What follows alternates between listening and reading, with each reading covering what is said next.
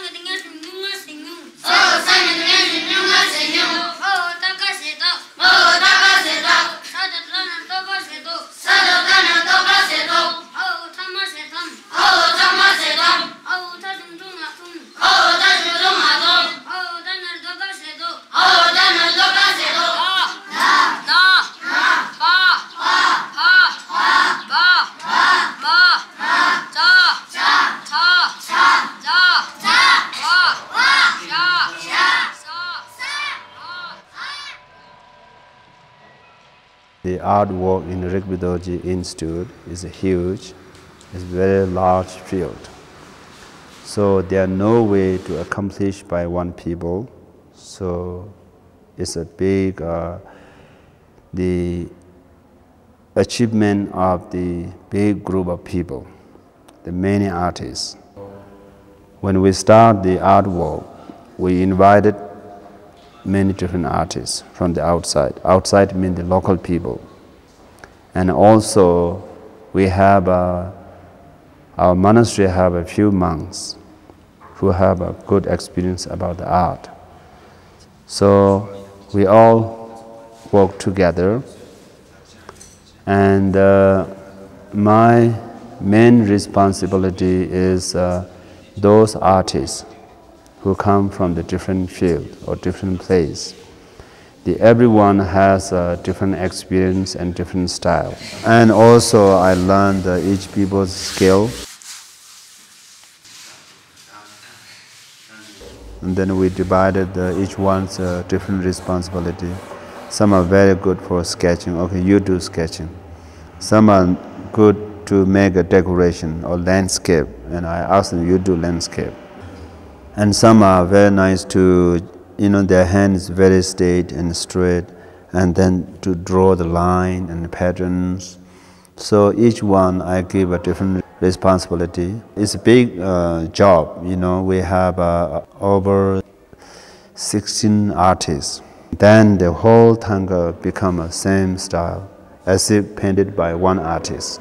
All the work has to be in the same pattern and the same design and according to our need. That is the one big thing. And then secondly, the color combination, which is very important. How to play the color. In terms of combination of the color, and then how light you want and how rich you want, there are many ways to decorate the artwork. And here we have two types of artwork, the two traditions.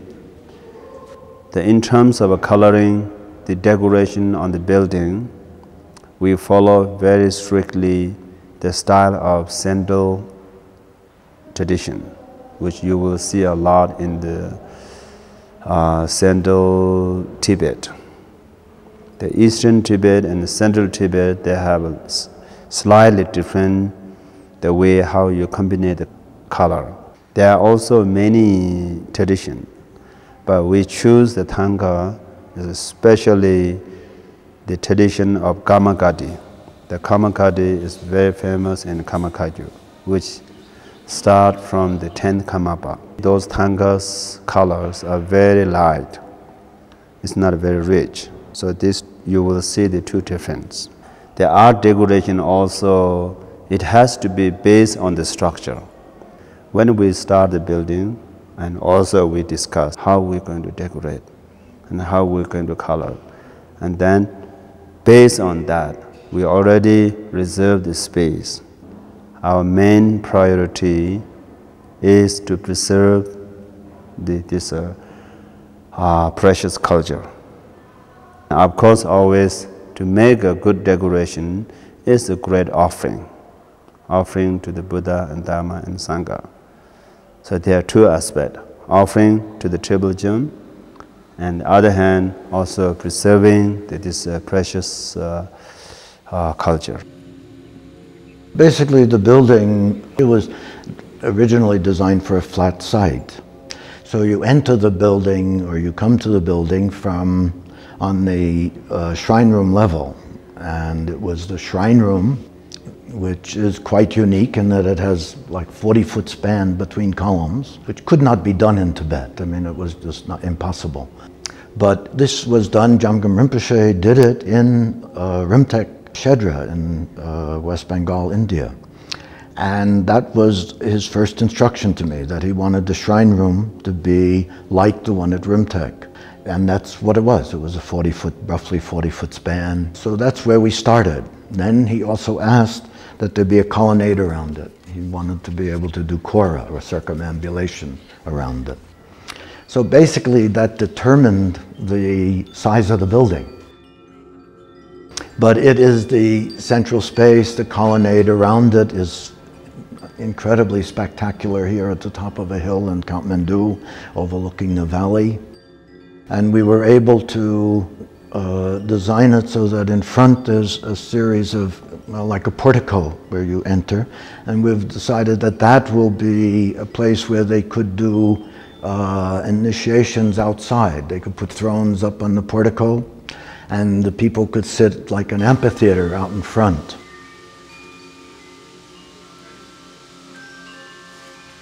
The next thing he wanted was a library. Yeah, the library is basically conceived as for the students. It's not a library for the public, or it's assumed that it's going to be to a large degree a digital library. So we've designed in carols where students can set up with their computer and books and then leave everything to come back on longer projects. This library is specifically designed, and that's where we are at the moment, for both Tibetan Picture text and Western types of text, both in Tibetan and in English. Tenzin Dorje was very insistent that the library have the dignity of Dharma. It should just exude dignity, so that all of the woodwork, everything has been done, extremely well. Panorama, I mean, it offers two things. Number one, it looks back on the monastery, it looks back on the Kudong Lakong, where they remain, the Kudong, the sacred remains of Jamgon Kongtrul, are in the stupa. But also you can see in, and you will be able to see the statues of Manjushri and the text and so forth. So the Dharma, the presence of the Dharma is pervasive.